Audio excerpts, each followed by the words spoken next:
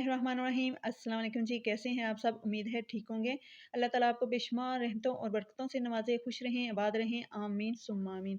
आज मैं आपके लिए मटन यखनी की रेसिपी लेकर आई हूँ, जो बहुत ही मज़े की बनती है। सबसे बढ़कर इसको बनाना बहुत आसान है और आजकल मौसम चेंज होने की वजह से लोगों को नज़ला, ज़ुकाम, खांसी, बुखार और सीने की जकड़न की शिकायत होती है। तो इन सब से बचने के लिए मटन यखनी बहुत ही इफ़ेक्टिव है। तो चलिए यखनी बनाने के लिए जो चीज़ें चाहिए वो देख लेते हैं। यखनी किचन में मौजूद बिल्कुल सादा मसालों से तैयार हो जाती है। मैं यहाँ मटन की यखनी बना रही हूँ, तो मैंने 1 किलो मटन का गोश्त लिया है।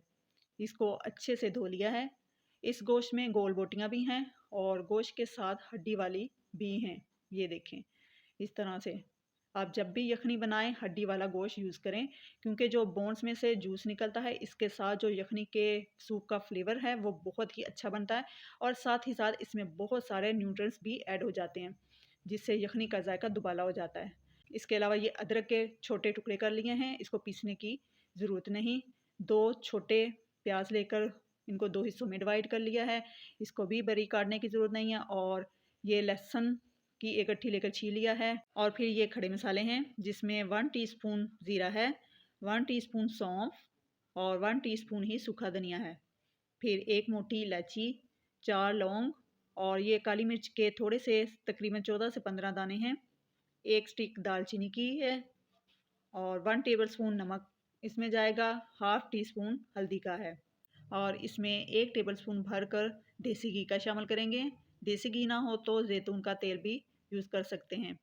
और 6 गिलास पानी के इसमें शामिल करेंगे, क्योंकि गोश्त को अच्छे से गलना भी है और इसकी यखनी भी बनानी है, तो इसलिए 6 गिलास पानी 1 किलो गोश्त के हिसाब से परफेक्ट है। तो चलिए अपनी रेसिपी स्टार्ट करते हैं। बिस्मिल्लाहिर्रहमानिर्रहीम। यखनी बनाने के लिए सबसे पहले हम गोश्त की स्मेल को ख़त्म करेंगे। इसके लिए 1 टेबलस्पून भरकर देसी घी लेंगे। देसी घी में या ज़ैतून के तेल में यखनी का अपना ही मज़ा है। अगर आपके पास दोनों ही नहीं है, तो आपके पास जो भी कुकिंग ऑयल या घी मौजूद है, आप इस्तेमाल कर सकते हैं।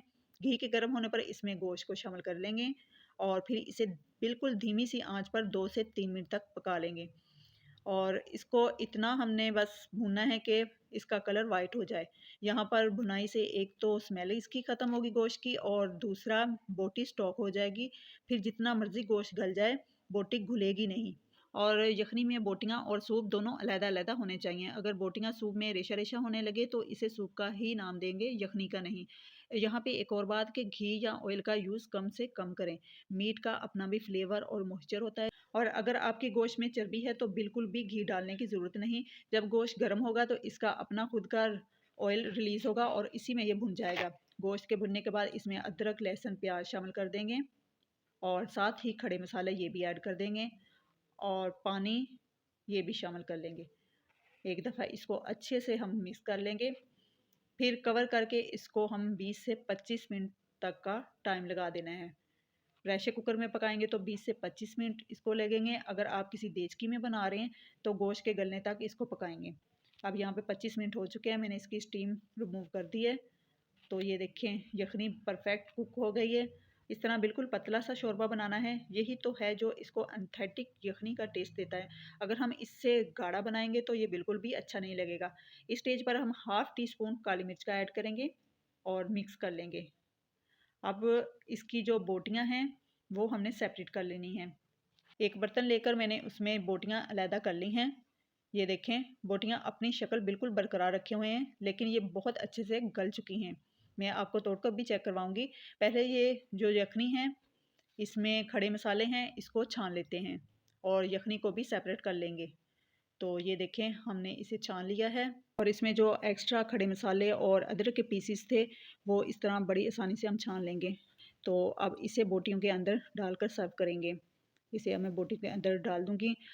तो ये देखिए, माशाल्लाह कितने मज़े की लग रही है ये। ये मज़े की रेसिपी आप भी बनाइएगा, अपने घर वालों को खिलाइए-पिलाइएगा। इस मौसम में तो बहुत ही मज़े की लगती है और बहुत इफ़ेक्टिव भी है। अब मैं आपको चेक करवाती हूँ कि इसका गोश्त किस कदर गला हुआ है। ये देखिए, ये गोश्त बहुत आसानी से रेशा-रेशा हो रहा है और ये हड्डी भी बोटी से बिल्कुल अलहदा हो रही है। इस तरह से गोश्त की गिलावट होनी चाहिए, फिर ही गोश्त यखनी में मज़े का लगता है। उम्मीद है आज की रेसिपी आपको अच्छी लगी होगी। मेरी रेसिपी को ज़रूर ट्राई कीजिएगा। रेसिपी अच्छी लगी तो लाइक, शेयर और चैनल को सब्सक्राइब भी कर दीजिएगा। अपना बहुत सारा ख्याल रखिएगा। मिलते हैं नेक्स्ट वीडियो में। अल्लाह हाफ़िज़।